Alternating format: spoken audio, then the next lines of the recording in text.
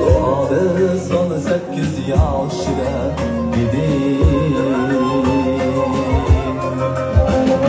Doğalı son 8 yaşında idim.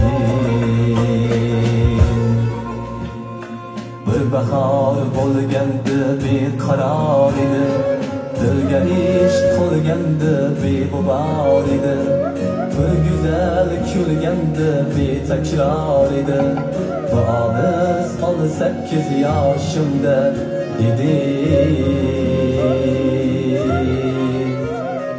Bu olis 18 yoshimda edi. Bu olis 18 yoshimda edi.